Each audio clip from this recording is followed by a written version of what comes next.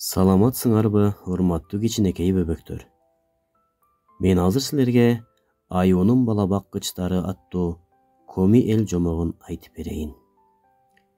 Бар экен жок экен, байыркы өткөн замандарда бир аюунун 3 мамалагы болуптур.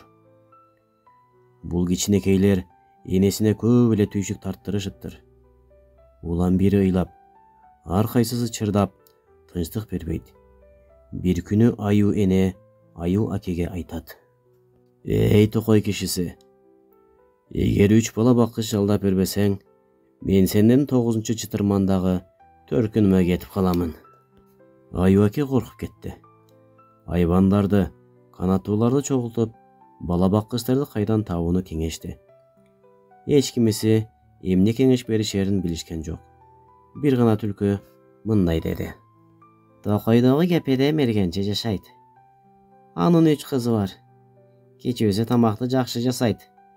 Тим эле анын жасаган тамагын ичкиң эле келип турат. Андай болсо бала баккычтыкка жарайт, деп аю көрүлдөдү. Түлкү сөзүн улантты. А ортончу кызы жакшы ырдайт. Ал үнүн созо баштаганда эле баары тынчыйт. Ал тургай шамал да токтоп, аны тыңшайт. Мындай болсо, ортончусу дагы бизге жарайт, деп ырылдады аю аке. Түлкү улантты. Эң улуусу акылдуу. Кемди болбосун, акылына муютат. Анда ал дагы бизге жарайт, деп майрык алаканын шилтеди аю аке. Ошентип аю аке чытырманга жөнөдү. Андагы чоң дарактын түбүндө мастан кемпир жашачу. Ал аюунун эмнеге келгенин угаары менен ага бир тоголок жибек жип, ийик жана шайы жоолук белек кылып мындай деди. Бул окаттар сыйкырлуу. Алар кыздарды үңкүрөңө азгырып келет. Ал эми 3 кыз эч нерседен бейкабар жашап жатышкан. Таң атканда алардын кенжеси токойго бүлдүркөн терип келгени камданат. Ага эң улуу эжеси мындай дейт. Токойго барба сиңдим. Бүгүн түнү токойдон үкүлөр үн салып чыкты. Карышкырлар улуду. Аюу күрүлдөдү. Кебедеси мастан кемпир адамдарга жамандык ойлоп жатат окшойт. Бирок сиңдиси аны укпады. Себетин алып токойго чуркады. Бир маалда караса, жер үстү менен жибек жип тоголонуп баратат. Кармайм деп кубалап жөнөдү. Мына кармайм деп кармай албайт, ана кармайм деп кармай албайт. Анткени аны мастан кемпир сыйкыр менен жасаган эле.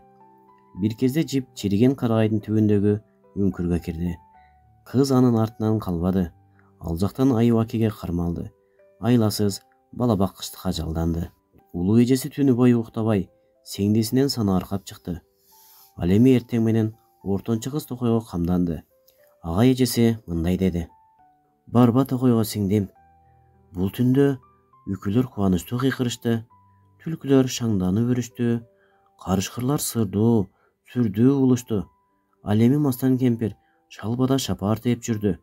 Барба токойго үйдө отур. Үйдө отуруп думугуп кеттим. Андан көрө токойго барып чымчыктардын ырын угуп, өзүм да аларга ырдап берип келейин, деп ортончу кызы эжесин укпастан токойго жөнөдү. Бир кезде алдында ийик чимирлип турганын көрдү. Ала калайын десе, карматпай качып жөнөдү. Кыз кубалады. Бир кезде сыйкырдуу ийик чириген карагайдын түбүндөгү үңкүргө кирди. Кыз артынан калбады. Ал жактан аны аю акен кармады. Бала баккычтыкка жалдады. Ошентип, 2 кыз эжесин укпай токойго барышты. Аюулардын малай болуп калышты. Аю эне ак жылга кетип жатып, экөөнө мындай тапшырма берет. Мамалактарымы жакшылап карагыла. Сен ортончу аларга бешик ырын ырдап берип уктат. Сен кенжеси түшкүгө тамак жаса. Ошентип кыздар тентек мамалактарды багышты. Бири дайыма бешик терметип, экинчиси тамак жасап калышты. Бошогондорунда кучакташып ыйлап дагы алышты. Жан дүйнөнү козгогон моңдуу обон салышты. Үңкүрдүн жанына оттоп барган кочкор муну угуп калды. Чыгырык мүйүздүү башын чээнге салды. Кыздардын кырсыкка кабылганын капыс билип алды. Аларды куткарайын деген жакшы ойго барды. Анан кыздарга мынтип айтты. Мага мингенең. Сени үйүңө алып барам. Бактылуу кылып салам. Ортончу кыз кочкорго мингенде, үйүн карай жүргөндө аюулар аңчылыктан келип калышты. Артынан куугун салышты. Кочкордон кулап түшкөн кызды кайра кармап алышты. Кызды аю кайра өңкүргө камады. Камаган соң жон отуруп калабы. Майры колу менен 2 күн бою сабады. Кыздардын кыйын болду абалы. Кайрадан мамалак багып калышты. Түгөнгөндө амалы. Аю акең эми сак болду. Ортончуну мастан кемпир берген сыйкырдуу жип менен бекем байлап койду. Кичүү кызга кайтсаң жеп коем деп эскертип, арсайган тишин көргөзүп сестентип, аюулар аңчылыкка кетишти. Тамак издеп чытырман токойго жетишти. Жаш кыздар жанын кыйнап мамалактарды багышты. Сагынышып өскөн үйүн кучакташып ыйлап дагы алышты. Айлананы жаңыртып, мұңдуу обон салышты. Ал жерден өтүп бара жаткан бука угуп бул дабышты. Кыздарды көрүп үңкүрдөгө, ойлонду аларды куткарып алышты. Анан ал кыздарга мындай деди. Каарман бука менмин деди. Тез үстүмө минген деди. Бекем кармап мүйүзүмдөн, үйүңдү карай жүргүн деди. Ортончу айтты кенжесине. Бара бер сиңдим бука менен. Бул жака мергенчилерди ээрчитип келип, куткарып алгын мени. Ошентип кенже кыз букага минип качып калды. Бирок үйүнүн чатыры көрүнгөндө алдыдан аю тозуп калды. Бука аны ыргыта сүзөйүн деди. Бирок түз качырганы менен ийри кетип, ачабакка башы кирип калдайга мүйүзү чыкпай калды. Күркүрөй жини келген аю кенжени үңкүрүнө алып барды. Аны дагы сыйкырлуу жип менен байлап салды. Майры колу менен сабап 2 күн бою жазалады. Аюулар үңкүрдөн экөө бирдей кетпес болушту. Алар эми мергенчинин улуу кызын колго түшүрүүнү ойлошту. Ал мамалактарыбызга акыл үйрөсө жакшы болот эле деп болжошту. Анын жолуна мастан кемпир дубалаган ар кандай буюмдарды коюшту. Бирок ал азгырылбады, алдамчылыкка жазгырылбады. Улуу кыз токойдон чыгып жаткан буканын аянычтуу үнүн угуп издеп барды. Аны кептелип калган дарактын ача бутагынан бошотуп алды. Бука көргөн билгенин кызга айтып салды. Кыз кечинде атасы менен кеңеш кылды. Ата, барып сиңдилеримди куткарып келейин. Сен мен үчүн тынчсызданба. Адам болуп туруп, айбандарды кантип алдай албайын. Ата кызына уруксат берди. Ал чуркап барып, өңкүргө кирип, аю эне менен аю акеге мындай деди. Саламатсыздарбы кожоюндар? Мен сиңдилеримди сагындым. Мен силерге өз эрким менен келдим. Силердин балдарыңарга акыл үйрөтөмүн. Аюулардын кубанычында чек жок.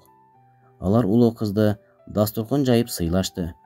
Кыздардын улуусу сиңдилерине аюулардын тилин алуусун, шек алдырбай балдарын багуусун буйрду. Эми кичүүсү жакшы тамактарды жасоого киришти. Ортончусу мамалактарга жакшы ырларды ырдап, жакшы карай баштады. Улуу кыз аларга акыл үйрөтүүгө аракеттенди. Ал сиңдилерине дайыма шыбырап жүрдү. Коркпо, адам болуп туруп айбандарды кантип алдай албайлык. Аю эне кыздарды карап туруп, ичи жылып, аларды кантип сыйларды билбей, бир күнү улуу кыздан сурады. Биз силерди кантип сыйлашты билбей турабыз, деди аю. Бизге эч нерсенин кереги жок, деди улуу кыз аюга. Бирок атама бир сандык белек жиберсек жакшы болор эле. Аюулар макул болушту. Аю аке балтасын алып, чоң сандык жасаганы кетти. Анан аны кыздардын атасына өзү жеткирип бермей болду. Кенже кыз тамак жасап, ага уйкунун дарысын кошуп, аю эне менен мамалактарга берди. Ортончу бешигирин ырдап, аларды уктатты. 3 кыз 3 устунга кийимдерин кийгизип, жоолуктарын салышып, орундарына отургузуп коюшту. Өздөрү сыртка чыгып жашынып турушту. Аңгыча жасаган чоң сандыгын көтөрүп, аю аке келип калды. Улуу кыз аны утурлап чыгып, өзү белектерин салгыча үйгө кирип тамактанып алуусун өтүндү. Тамак ичип чыгып эле сандыкты көтөрүп алып жөнө. Бирок жолдо ката сандыктын озун ашчу болбогун. Мен үңкүрдөн туруп алып, курч көздөрүм менен 6 күндүк алысты көрө аламын. Кыйкырсам үнүм 3 күндүк жерге угулат. Сен жетип кайра кайткыча карагайга чыгып карап турамын. Белегибизди атама жакшылап жеткирип бербесең, мамалактарыңды жакшы бакпайбыз, деп коркутту. Аю тамагын ичип чыккыча кыздар сандыкка кирип отуруп, оозун бекем жабышты. Ал үңкүрдөн чыкканда Улуу кыз сандыктын оозун кыңайта ачып: «Аюу аке, мен карагайдын башында карап турам. Бара бер», деп үн салды. Аюу сандыкты аран көтөрүп жонуна салды.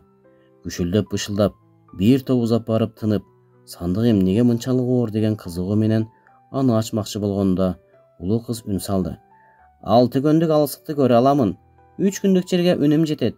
Аюу аке, сандыкты аччу болсоң, бала баккычтарың үйдөн кетет». Аюу муну укканда коркуп кетти. Сандыкты жонуна салып жолун улантты. Орто жолго жеткенде кайра тынып, кайрадан сандыкты ачкысы келгенде кыз кайрадан үн салды: «Аччу болсоң, аюу аке, сандыкты. Кыздар сага абдан таарынат. Мамалактарыңды бакпай коюшат, баарылап».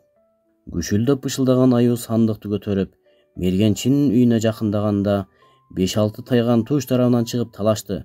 Мылтыктын тарс-турс эткен үнү жаңырып, ал алды артын карабай качып жөнөдү. Ушуну менен кичинекей бөбөктөр жомогубуз аягына келип жетти. Саламатта калгыла.